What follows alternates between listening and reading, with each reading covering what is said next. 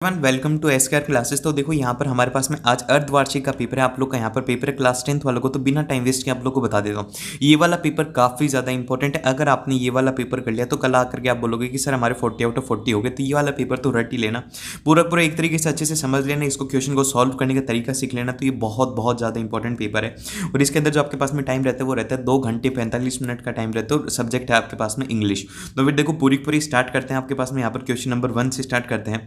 तो फिर देखो क्वेश्चन नंबर 1 के अंदर आपको एक मिलेगा यहाँ पर पैराग्राफ। तो फिर इस पैराग्राफ को ध्यान से पढ़ना है। अब देखो पैराग्राफ पढ़ने का आपको एक तरीका बताता हूँ। पैराग्राफ पढ़ने का सबसे बढ़िया जो तरीका है, जैसे कि अभी इसको पढ़ते हैं। Education in our country today has become the entirely meaningless during all this years of an independence we have been planning only these plants are borrowed from the west and they we have not able to bring the proper reform in the sphere of education and a lifeless mechanical system of teaching is overcrowded schools and college is imposed by far and compete teachers on the students whose only the interest is to get by examination।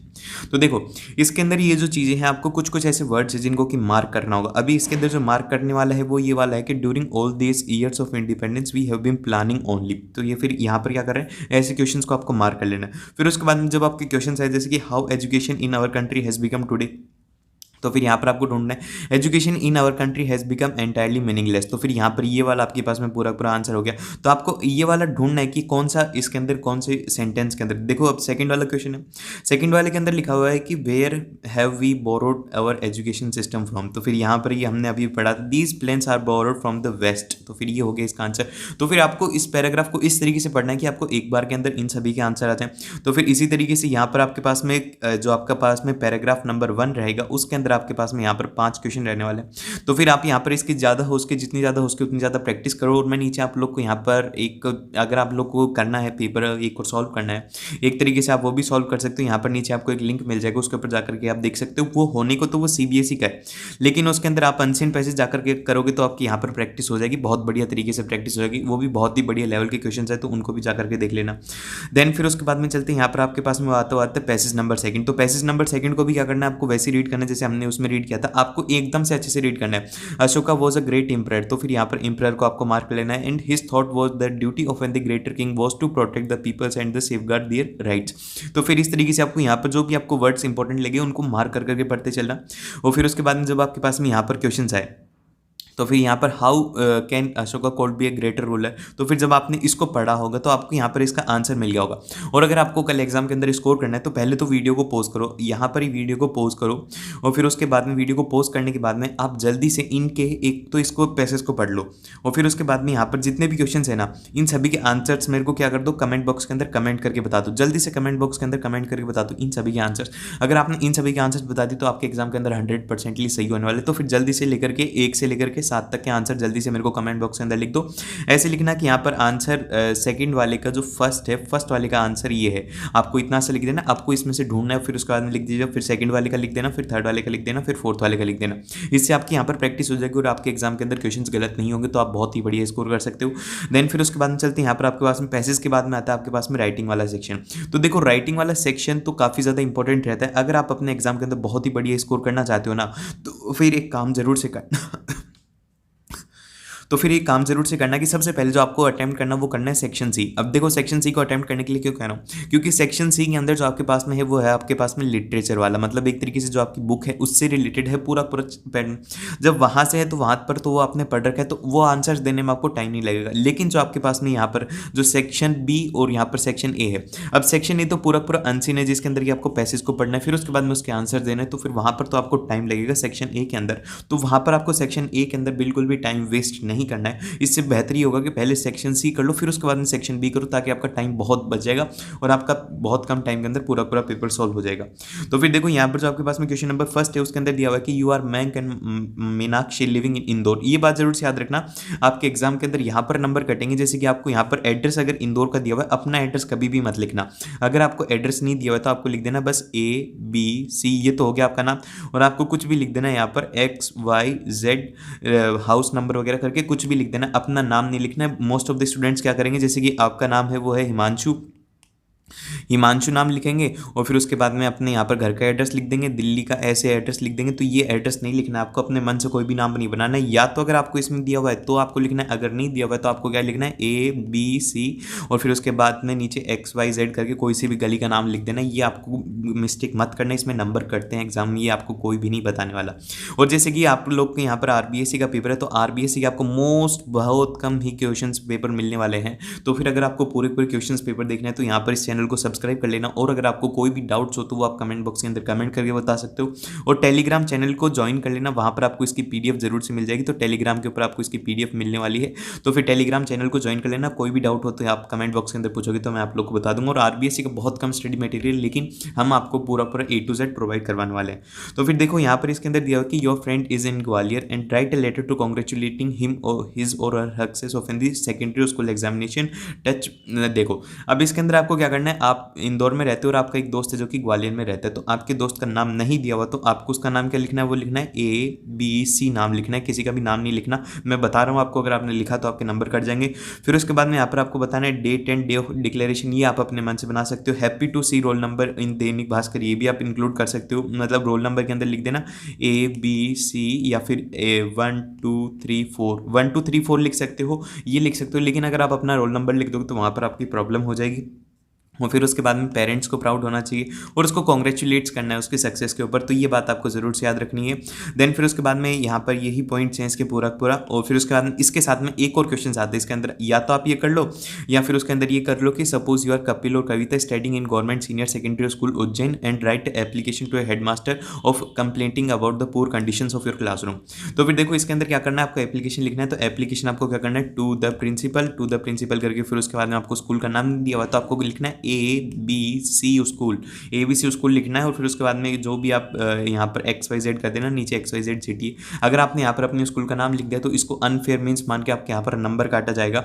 और फिर उसके बाद में यहाँ पर जब आपका ये हो गया, फिर उसके बाद में यहाँ पर आपको डेट डाल देनी है। देन फिर उसके बाद में आपको सब्जेक्ट के अंदर क्या लिखना है, सब्जेक्ट के अंदर आपको लिखना है the poor conditions of your classroom, तो ये वाला आपको लिखना है। फिर उसके बाद में यहाँ पर आपको लिखना है respected sir I am the student of your school of class this, आपको लिख देना है कि क्लास 10th का स्टूडेंट हूँ मैं आपके स्कूल का और मेरे को ये प्रॉब्लम है, आपको फिर उसके बाद में लिखना है। और फिर उसके बाद में करना है कि kindly sir please improve this problem, और फिर उसके बाद में आपको पूरा पूरा लिख देना है।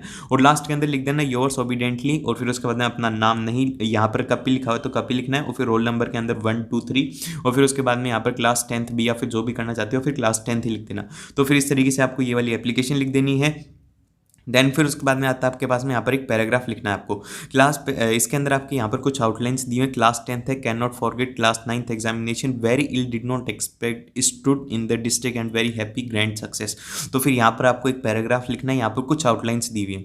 देखो यहाँ पर जो आपके पास में क्लास 10th है, एक तरीके से आपको यहाँ पर ये दिया हुआ है कि आपके क्लास 10th के अंदर आपको यहाँ पर एक तरीके से आप मेरिट में आ गए हैं और उसके लिए आपको कॉन्ग्रेचुलेट्स करना है। या फिर आप एक पैराग्राफ लिख दीजिए जिसके अंदर की एक मैरिज सेरेमनी है, वो आपको जैसे कि आपको मैरिज सेरेमनी के अंदर बुलाना है तो उसके ऊपर आपको एक पैराग्राफ लिख लेना है। इन दोनों में से कोई सा भी कर लेना। लेकिन अगर आप अभी प्रैक्टिस कर रहे हो तो प्रैक्टिस करते टाइम एक बात को जरूर से याद रखिएगा, प्रैक्टिस करो ना तो सारे क्वेश्चंस को सॉल्व करा करो, और वालों को नहीं, हर एक क्वेश्चन को सॉल्व किया करो, जिससे कि आपकी प्रैक्टिस इंक्रीज होगी और आप बहुत ही अच्छे से प्रिपेयर कर पाओगे। देन फिर उसके बाद में आता है आपके पास में यहाँ पर क्वेश्चन नंबर 5। क्वेश्चन नंबर 5 के अंदर आपको यहाँ पर दिया हुआ है कि यहाँ पर या तो आप इस पिक्चर को देख के बना लो। तो फिर इस पिक्चर के अंदर देखने के बाद में आपको यहाँ पर क्या लग रहा है कि यहाँ पर एक विजुअल आपको क्या दिखाई दे रहा है, यहाँ पर आपको पेड़ दिखाई दे रहे हैं, यहाँ पर गाय दिखाई दे रही है और यहाँ पर एक आपको बतख दिखाई दे रही है, यहाँ पर फूल है, यहाँ पर मछलियाँ हैं और ये पूरा पूरा एक तरीके से यहाँ पर रिवर का सीन है।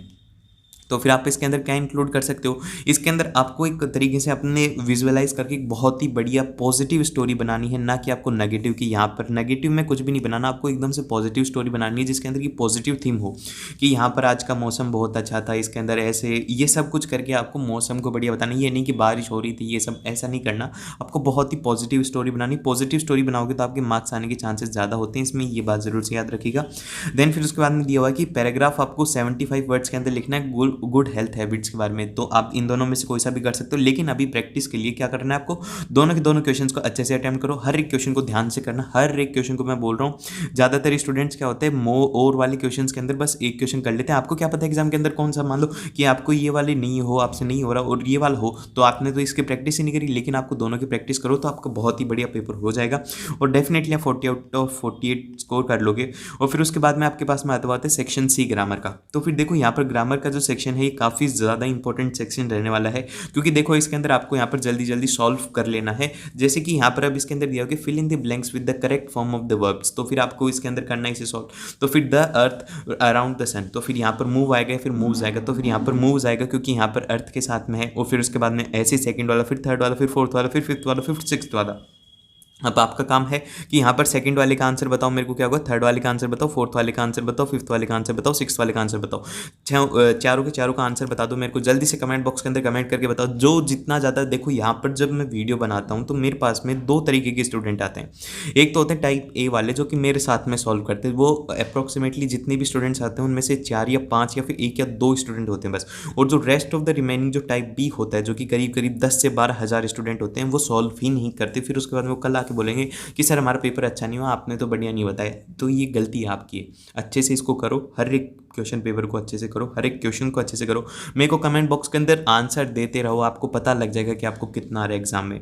देन फिर उसके बाद में चलते हैं यहाँ पर आपके पास में ये क्वेश्चन नंबर 8, 7th और 8th भी करना है आपको, ठीक है। और फिर उसके बाद में आता है आपके पास में क्वेश्चन नंबर 7। तो क्वेश्चन नंबर 7 के अंदर दिया हुआ है कि आपको यहाँ पर इनको रीअरेंज करना है। तो फिर यहाँ पर रीअरेंज भी आपको ही करना होगा। जैसे कि अगर मैं मान लो कि यहाँ पर आपको इन सभी के आंसर्स बता देता हूँ, तो फिर आप क्या करोगे, आप आलस की वजह से इनको सॉल्व नहीं करोगे। लेकिन अगर मैंने आपको कहा कि आप करो, तो खुद से जब आप सॉल्व करोगे ना, तो आप ऐसे 10 क्वेश्चन आगे कर सकते हो। तो ये मिस्टेक मत करना, इन सभी के मेरे को आंसर बताते रहो। साथ में वीडियो को पोस्ट करो, फर्स्ट वाले का आंसर लिख दो, वीडियो को पोस्ट करो, 8th वाले का आंसर लिख दो, सारे सभी के आंसर लिख दो। आंसर ही तो लिखना, फिर उसके बाद मैं आपको बता दूंगा कि आपका सही है गलत है। देन फिर उसके बाद में आपके पास में क्वेश्चन नंबर 8 है। क्वेश्चन नंबर 8 के अंदर भी आपको बोला गया कि join the following sentences using the relative pronouns. तो फिर आपको यहाँ पर देखना है, यहाँ पर I saw Mohini and she was a lecturer. तो फिर आपको यहाँ पर प्रोनाउंस को यूज़ में लेना है और फिर उसके बाद में आपको बताना है कि यहाँ पर क्या था। और फिर उसके बाद ऐसे सेकंड वाले के अंदर तो 8th का करके यहाँ पर फर्स्ट का लिखो, फिर उसके बाद में सेकंड वाले का लिखो। जल्दी से कमेंट बॉक्स के अंदर, कमेंट के अंदर मेरे को हर किसी का आंसर चाहिए जो कि अपने एग्जाम के अंदर बहुत ही बढ़िया स्कोर करने चाहता है। देन फिर उसके बाद में चलते हैं, यहाँ पर आपके पास में क्वेश्चन नंबर 9 आता है। क्वेश्चन नंबर 9 के अंदर क्या करना है आपको, डायरेक्ट स्पीच से इनडायरेक्ट स्पीच के अंदर करना है। जैसे कि इसके अंदर दिया हो कि the teacher told to Hari you are a good player. तो फिर यहाँ पर द टीचर टोल्ड हरी, तो फिर आपको इसका यहाँ पर इनडायरेक्ट स्पीच के अंदर करना है। तो जल्दी से बता दो इन सभी के answer, first, second, third, fourth सभी के आंसर्स मेरे को चाहिए, क्योंकि मैं नहीं चाहता कि आप लोग एग्जाम के अंदर बिल्कुल भी मिस्टेक करके आओ। और यहाँ पर एक और बात बता देता हूँ, यहाँ पर जो आपको बात ध्यान रखने वाली है वो ये वाली है कि जैसे कि मान लो कि यहाँ पर आपको क्या कन्वर्ट करना होता है। जैसे कि आपको यहाँ पर टुमारो आ गया, मैं मान लो कि टुमारो आ गया, तो फिर टुमारो को आपको क्या लिखना है, द नेक्स्ट डे लिखना है आपको, ना कि ये लिखना है कि द नेक्स्ट डे। टुमारो के अंदर इनडायरेक्ट स्पीच को आपको क्या लिखना है, उसको द नेक्स्ट डे लिखना है। ये बात जरूर से याद रखिएगा। देन फिर उसके बाद में चलते हैं आपके पास में यहाँ पर आता है क्वेश्चन नंबर 10। तो क्वेश्चन नंबर 10 वाला जो है, क्वेश्चन नंबर 10 के अंदर आपको complete the following sentences by choosing the passive forms. तो फिर आपको इनमें से आपको ऑप्शंस दिए हुए, इनमें से आपको पैसिव फॉर्म को सेलेक्ट करना। और ये वाले क्वेश्चंस तो गलत ही नहीं होनी चाहिए, आपको इसके अंदर आंसर्स ही तो दिया हुआ है। आंसर्स जब दिया होता है तो बहुत ही अच्छे से स्कोर कर सकते हो। तो फिर कर लेना इसे जल्दी से, 10th वाले का भी आंसर्स जल्दी से बता दो। देन फिर उसके बाद में चलते हैं यहाँ पर क्वेश्चन नंबर 11। क्वेश्चन नंबर 11 वाले के अंदर दिया हुआ कि सूटेबल मॉडल्स आपको इनके अंदर फिल करने हैं। यहाँ पर जैसे कि we should, must, can, shall, must not. तो फिर यहाँ पर देखो, अभी मैं एक चीज़ करके बताता हूँ। चलो ठीक है, आप लोग जितने भी हो वो यहाँ पर पढ़ रहे हो, तो आप मेरे को बता देना कि इसके अंदर कौन से के अंदर मैंने मिस्टेक कर दी, कौन से के अंदर गलती कर दी, जल्दी से रीअरेंज भी करके बता देना। तो फिर यहाँ पर जो फर्स्ट वाले के अंदर है कि we should reach on time. तो फिर यहाँ पर इसके अंदर क्या बोला मैंने, इसके अंदर बोला शुड आना चाहिए। और फिर उसके बाद में यहाँ पर जो आएगा वो आएगा यहाँ पर आई गो आउटसाइड। तो फिर यहाँ पर आप क्या करो, परमिशन मांग रहे हो, तो फिर यहाँ पर आएगा वो आएगा कैन आएगा। और फिर उसके बाद में कैंडिडेट्स मस्ट, यहाँ पर मस्ट आएगा इसका आंसर। और फिर उसके बाद में फोर्थ वाले के अंदर you are suffering from fever and you must not बात आएगा। तो फिर यहाँ पर बताओ कि मैंने सारे सही किए हैं या फिर इनमें से कोई भी गलत है। देख लो, मैं ऐसे पूछ लेता हूँ कि आपकी मैं प्रैक्टिस हर टाइम पर जांचता रहूँगा। और जैसे जिसने मेरी मिस्टेक्स निकाल दी, मतलब उसको थोड़ा बहुत आता है तो वो कर सकता है। देन फिर उसके बाद में आता है आपके पास में सेक्शन डी, जो कि आपकी टेक्स्ट बुक से हैं। तो मेरी मानो तो यहाँ पर सबसे पहले जो आपको अटेम्प्ट करना है वो करना है आपको यहाँ पर सेक्शन डी। फिर उसके बाद में जो आपका पैटर्न होना चाहिए वो होना चाहिए सेक्शन बी, फिर उसके बाद में सेक्शन सी, फिर उसके बाद में सेक्शन ए। अब ये कैसे हुआ, यहाँ पर सेक्शन डी है, ये टेक्स्ट बुक है, आप क्या करके आए हो, इसको अच्छे से घर पर पढ़ के आए हो, आपकी इनके आंसर्स आते तो आप इसको जल्दी जल्दी लिख लोगे।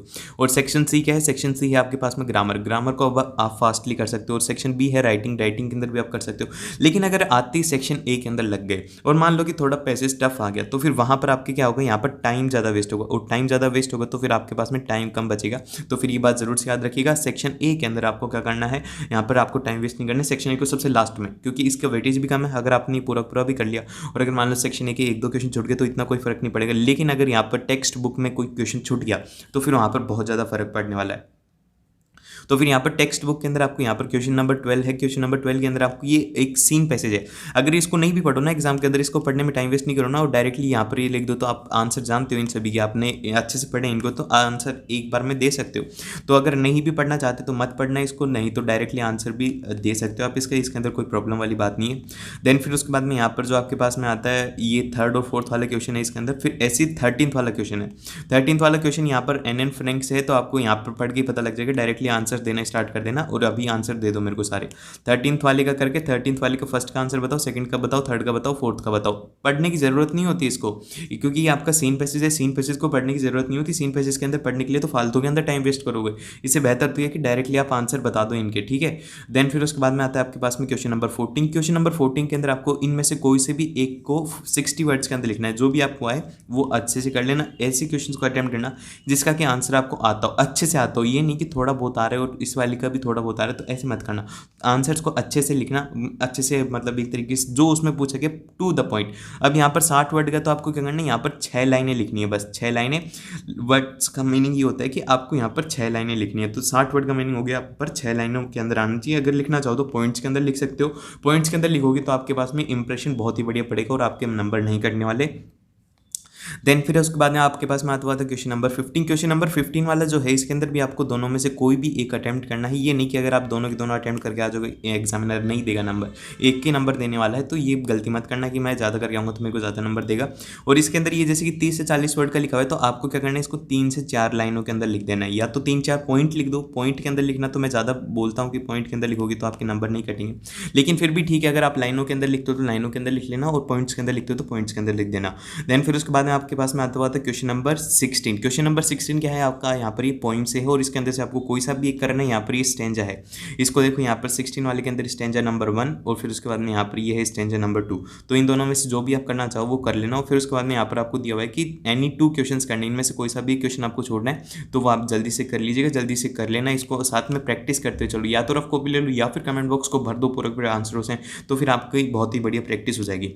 देन फिर उसके बाद में चलते हैं यहाँ पर क्वेश्चन नंबर 18 के अंदर। क्वेश्चन नंबर 18 वाले जिसके अंदर की दिया हुआ है कि गिव द कैरेक्टरिस्टिक्स ऑफ हॉरेंस वैली, तो फिर यहाँ पर आपको इसका आंसर देना है। फिर 18th वाले के अंदर भी एक कोई सा भी एक अटेम्प्ट करना है, और ये जो रहेगा ये रहेगा आपके पास में 8 लाइनों का रहना चाहिए। देखो यहाँ पर जो सेक्शन डी है ना, ये है तो बड़ा लेकिन ये मार्क्स भी बहुत ज़्यादा रखेगा, तो फिर इसको सबसे पहले अटेम्प्ट करना। और ये लंबा भी होता है, इसलिए अगर आपका मान लो कि लास्ट के अंदर 18, 19, 20 छोड़ गया ना, इतना बड़ा लॉस हो जाएगा जिसकी कोई हद नहीं। तो ये गलतियां मत करना, 18, 19 को मत कर, मतलब इनको सबसे पहले कर लेना। लॉन्ग क्वेश्चंस को आपको क्या करना है, सबसे पहले करना है। लॉन्ग क्वेश्चंस को सबसे पहले कीजिएगा ताकि आप बहुत ही बढ़िया स्कोर कर पाएं।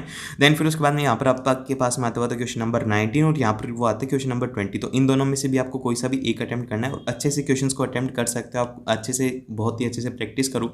और बहुत ही डेफिनेटली मैं बोल रहा हूँ कि जिसने यहाँ तक देखा है ना वो तो 48 आउट ऑफ 48 स्कोर करने वाला है, क्योंकि ऐसे मैंने टिप्स दे दी आपको, ऐसे मैंने ट्रिक्स बता दी। तो कल आकर के जरूर से बताना कि आपका पेपर कैसा हुआ, और मिलते हैं आप लोगों से नेक्स्ट वीडियो के अंदर। और अगर कोई भी डाउट हो तो कमेंट सेक्शन में बता दो, और टेलीग्राम चैनल को ज्वाइन कर लो अगर आपको और भी पीडीएफ वगैरह देखनी है। तो मिलते हैं आप लोगों से नेक्स्ट वीडियो में, और सैंपल पेपर देखने के लिए सब्सक्राइब कर लेना और अपने फ्रेंड्स के साथ जरूर से शेयर करना।